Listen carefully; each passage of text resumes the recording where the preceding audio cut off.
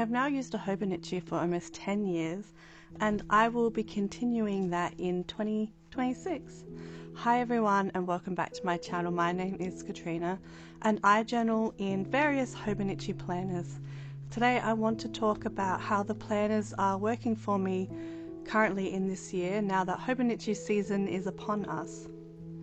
Most people do this check in around about 6 months so they can see how the first half of the year is gone and then what they might like to change up for the second half of the year. I don't tend to change my journals once I've sort of started them for the year. I'm not saying I work in them. It kind of is, if it's going a certain way at the beginning of the year, it's kind of how it's going to keep going for the remainder of the year. So however, now that Hobonichi season is upon us, I want to reflect on how I have used these current Hobonichis to see what I might like to change up for the next year, what I might like to retire, what's working, what I would like to switch out maybe. Instead of using all of these for 2026, I might like to try something new. As I'm filming this, we have just had the full reveal of the new Hobonichi lineup, and I had an idea of what I would like to buy for the new year before it came out. So it's good to see that what I was planning to buy is kind of in place now, but I'm going to do a full reveal of what I might like to use next year in a new video with all the thoughts on what I might like to buy and what I'm not going to buy because I don't have $2,000 to spend on Hobonichi products. At the beginning of the year, I did post a video showing all of these planners and how I might like to use them. In that video, I had this Have a Nice Day cover from Hobonichi, and in it I had a blank Hobonichi, just a grid notebook. I'm not going to open it up because it is nearly done now, and I'm planning to just keep this one as it is. I will use one of my other blank notebooks, replace that one. I'll archive the one that's in here and keep it in the same cover. I like that this one's quite a compact cover. It fits the thinner Hobonichi blank notebooks a lot better than some of these other covers. For example, this is just a normal A5 Hobonichi, which would normally fit a cousin, and having a thinner notebook in there, it fits, but it's just a little bit sort of looser feeling, quite flat, whereas this one looks a little bit tidier. I do really like this cover. It does have a pen loop, which I don't really need.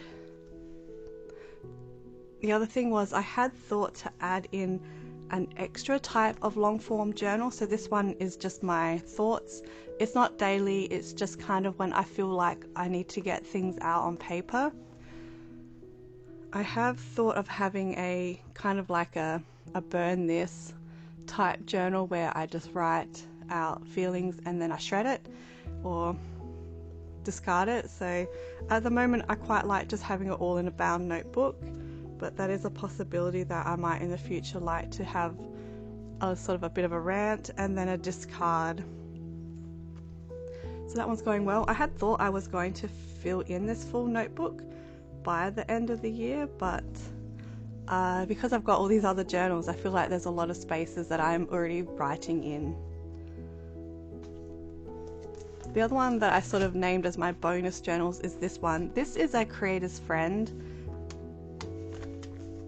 notebook, so it's just kind of, it's similar to the Travelers in that it's got these strings so you can put in notebooks and replace it in the cover.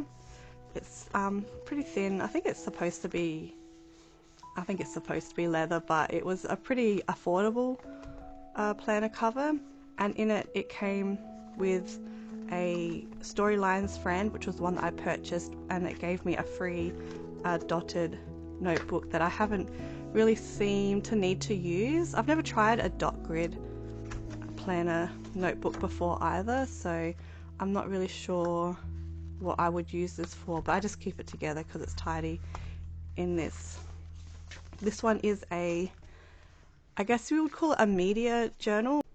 It's a chance to talk about some sort of recreation, I guess, so whether it's some music perhaps, or a TV show or film or a book. I already have my reading journal, so I don't use this for my book reviews, and I don't tend to watch a lot of television shows either, and as you can see from this, I don't even tend to watch a lot of movies, which is why this one I quite liked, because it's just got a few pages. I'm not going to fill it up very fast, and I can just fill it in as I watch a movie. I think I have watched a couple since the last ones I filled out, but I'm not really looking to do too much on that. So that's the two kind of bonus journals that I use besides the Hobonichi planners. This one, I guess, isn't even Hobonichi, it's the Creator's Friend, but I use these ones kind of sporadically, and they're not really part of my planner lineup. So then we have all of these, and I just wanted to talk through how I feel like they are going at the moment, what I'm using them for again, in case you didn't catch that first video. So this one we're going to start with because it's not even open, and it's not even Hobonichi, so I guess it shouldn't really be in this video because it's part of my lineup, but in the end I didn't even use this. So this is the Midori grid notebook, and I wanted to use it to start learning Japanese. That was the aim. I wanted to put it in like vocabulary lists, writing practice, and things like that. In the end, I just tried using Duolingo. I'm going to be honest, as a mum and someone that works as well, I don't really have a lot of time to add in journaling and reading and learning a language, so it was really going to be something that wasn't going to go so well. So if I was going to rate it, I guess I got to give it an F. I failed at this one, but that's okay. It's a nice little notebook that I can use for something else, or if I do want to start Japanese, it's something that I can pick up at any point. It's just a blank notebook. There's no guilt here. It's just didn't go the way I had planned in the beginning of the year. I'm going to choose one that is going well for this year so far. So here we have my reading journal. For 2025, I had planned to use a journal just as keeping track of my reading, and this is one that has been going very well, so I'm going to give myself an A+ for this one. I have filled it in regularly, and I do post videos every month on my reading, what I have read, and my stats. I keep my monthly overview at the front using the calendar. I have my weeklies that track what I have read for each day, and then at the back I have a range of lists that I'm using just to keep track of all of my reading goals. I have books that I want to get to soon, what I have read, things that I have purchased. I even list out my entire TBR at the back. And something that I was thinking of changing up for next year is that I only got the standard size weeks, and I thought perhaps because I wanted to do more reading reviews in the journal, then I needed to have more space. So I'm considering a Hobonichi Weeks Mega for the journal next year, but this is one that I definitely am enjoying doing. I want to continue for next year, and I think the Mega would be good. I chose this one because I just really loved this cover. My other weeks that I currently use is this one. This one is for keeping track of appointments, to-dos, things that I need to remember for my kids. I did try a little bit of habit tracking. That doesn't go so well. It's not a journal that I'm in often enough for habits. Just to give you a little bit of a clue on sort of how I do use it, this is a week that I didn't really fill in, so there's no names in it, which is a good one to show you. So on this side I'll tend to do my appointments. Here I was noting down what I ate because I wasn't feeling too well. In these boxes I tended to note what I was feeling for the day. I had my habits. The dots indicate which day I completed it on. I think I gave up here in the week. I liked to do a little bit of a thankful for, something nice about the week that had happened, and then I have usually a running to-do list. This was one of the neater weeks. as the year kind of went on, I realized that I didn't want to do so much tracking. So here I have just made a to-do list and then some notes on the day. I no longer tracked how I felt or what I ate, and I didn't do my habits either. I pick it up again on some other weeks, but this is really just kind of what can I do for this week? I'll put it in there. It's not really a hard and fast rule that I have to track everything. So these two I do plan to continue for next year. They're ones that are pretty much a staple in my Hobonichi lineup.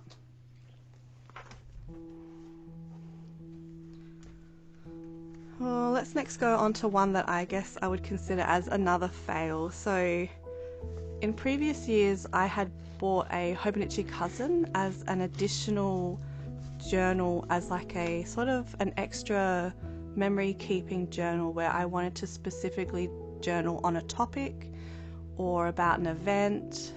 I think I did my Hobonichi mid-year freakout tag in 2023 in a Cousin, and I thought this one was going to be a similar thing where I got to have extra space for extra journals.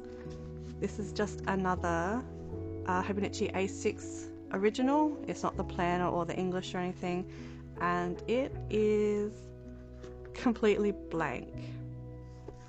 I do have this little artwork in here. My daughter was doing some art. I had thought maybe I could start sticking in the children's artwork, but in the end they tend to do bigger art than an A6 size, so it was a bit tricky. So I had slotted that in there.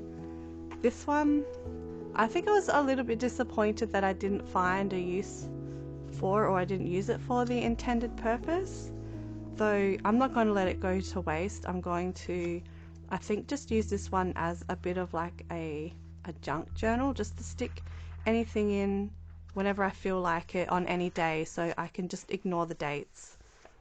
I don't want to, have it go to waste. I did like that I had it in this beautiful cover, but I'm going to repurpose this cover for my A6s, and I will use this journal. I can just start using it whenever I feel like. I will just ignore all the dates, whatever's on the page. I'm just going to cover it up with what I feel like.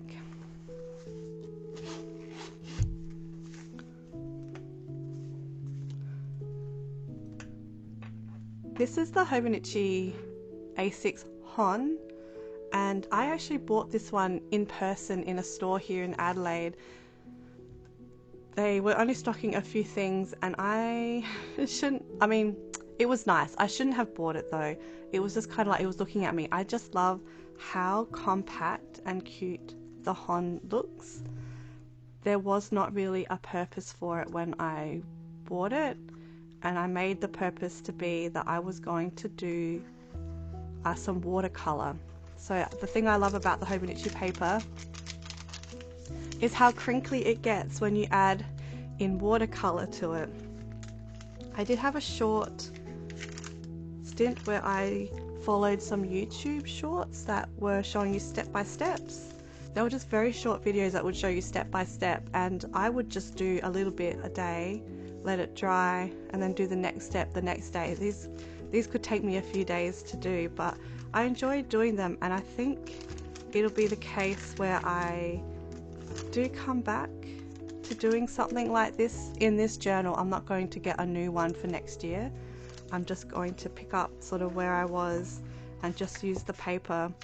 I was thinking that perhaps I might like to start back at the beginning to use up all the paper, and I can just write the date that I completed it, and then over the year or years, however long it takes me to fill up the pages, I can see like a progression of how I might have improved with my watercolor technique, because I do like how crinkly they get.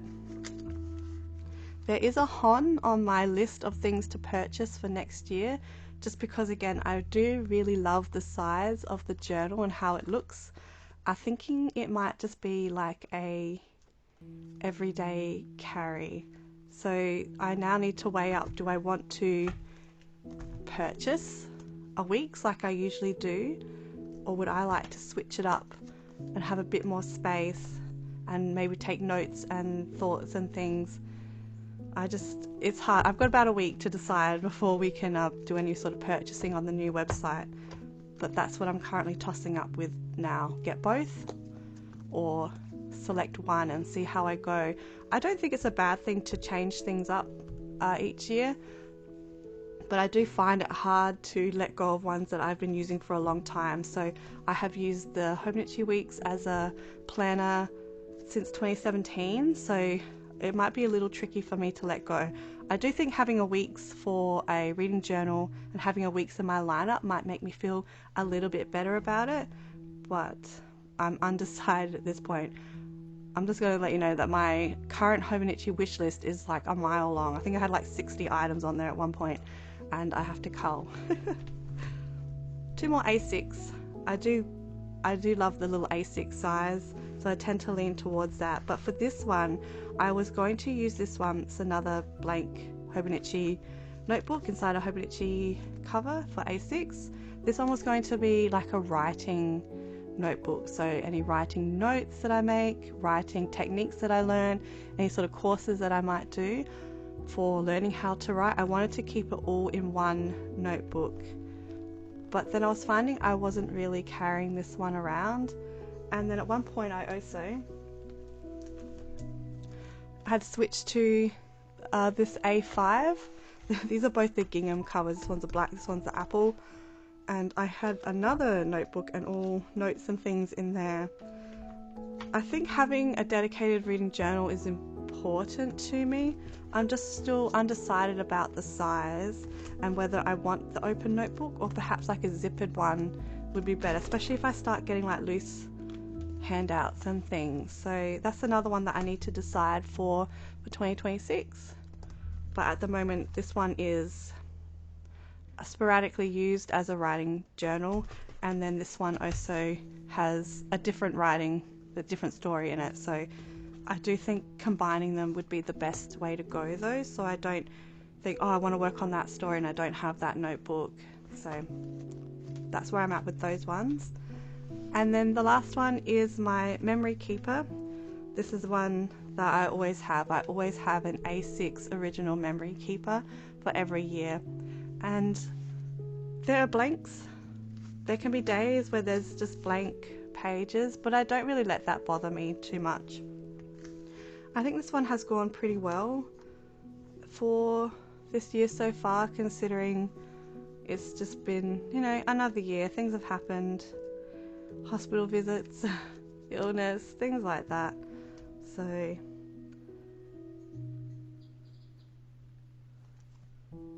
I'll try to find a couple of pages to show that don't reveal too much. I tend to talk about my kids on most of the days and put photos of them in there, so it's a bit hard to show my days. Anyway, there's one where I went to AvCon for the weekend. I haven't even finished this spread yet. I've still got more photos and stickers to put in. I added in like a little extra page for my son's birthday. There he is holding my arm.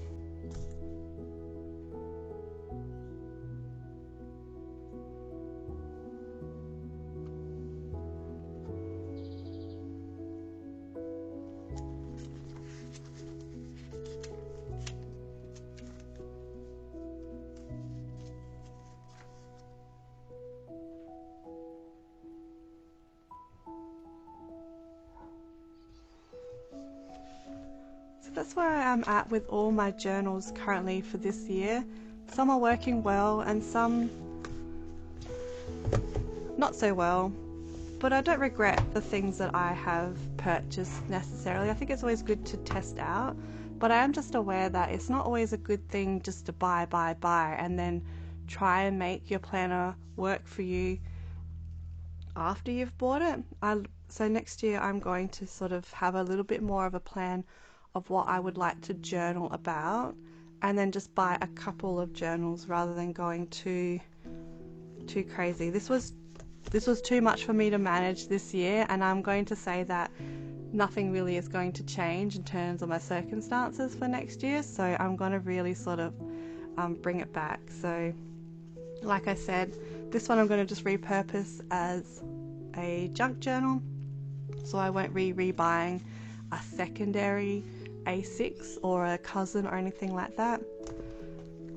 And I will definitely keep the reading journal and my memory keeper. Those are always ones that I have in my lineup. Then I need to decide whether I want to keep both a HON and a Weeks, or just choose one or the other. I am tempted just to try for a HON and see how I go, or whether I will miss having a weekly overview. I do think that works the best for me in terms of seeing what's coming up. So undecided still. And then I need to sort out how I want to keep all my writing together in one journal. Retiring the Japanese notebook for now because it hasn't even been opened, and then I'm going to keep these two the same because they're just kind of, whenever I need to, I can use them.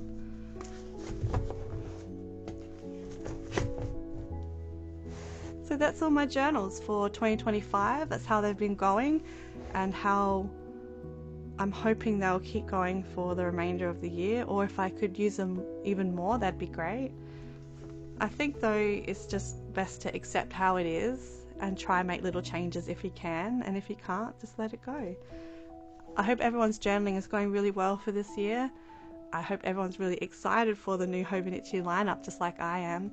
And I will talk to you in the next video when I do talk about my choices and hopes for my purchasing for 2026. Bye!